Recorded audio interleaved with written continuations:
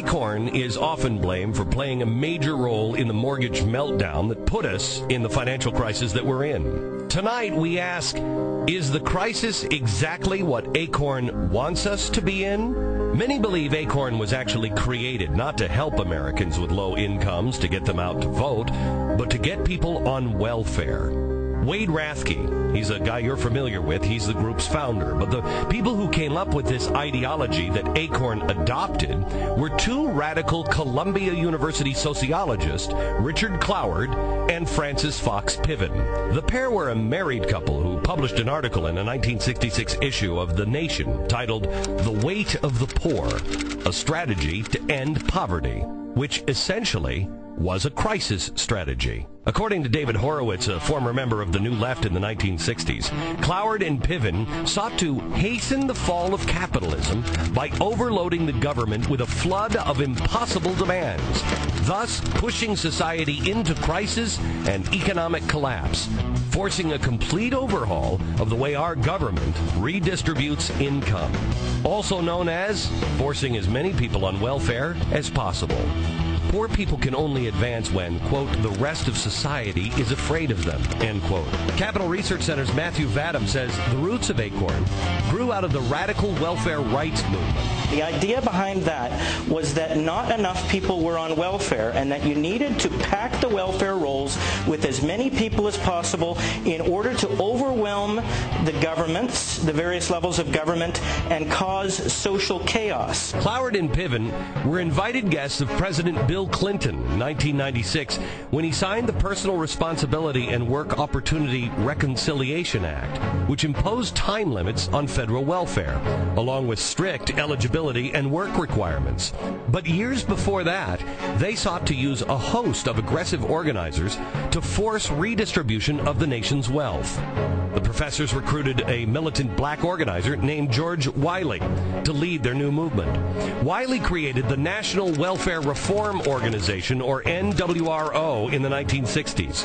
His followers invaded welfare offices across the United States, often violently, bullying social workers and loudly demanding that every penny to which the law entitled them be spent.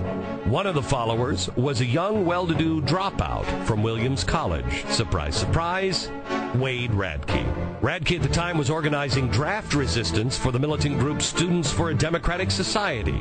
A short while later, in 1970, Rathke founded Acorn, but his organization would have a wider mission than that of the National Welfare Reform Organization. Instead of focusing solely on welfare recipients, Acorn would work on issues touching all low-income and working-class people. Acorn was formed in Little Rock, Arkansas, as the Arkansas Community Organizations for Reform Now.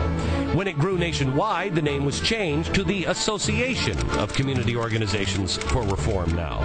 Decades later, the group, as we know today, is accused of being one of the most corrupt organizations in America. Not only is it accused of voter registration fraud, but current and former board members believe their community organizer has broken all kinds of federal laws that involve the illegal transfer of monies earmarked to different Acorn affiliates, activities that may amount to organized crime. And who could forget that Wade Rathke and his brother Dale, who was once the CFO of Acorn, were fired in 2008. Dale's embezzlement of nearly $1 million. A crime never investigated by authorities. Former members as far back as 20 years ago have made similar accusations. One-time Acorn State Chairman Dorothy Perkins told the Arkansas Democrat Gazette that her organization was, quote, one of the biggest scams in Arkansas, end quote, and adds, Wade Rathke ran it like a Jim Jones cult, quote, unquote.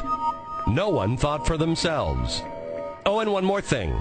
A portion of Acorn's People's Platform manifesto, drafted in 1970, reads, and I quote, "We come before our nation not to petition with hat in hand, but to rise as one people and demand. We will no longer wait for the crumbs at America's door. We will continue our fight until the American way is just one way, until we have shared the wealth." The question tonight is, how much has the radical left influenced President Barack Obama and our government? Barack Obama has spent a large portion of his career working for Acorn and its subsidiaries. And now, in his first term, he begins to share the wealth.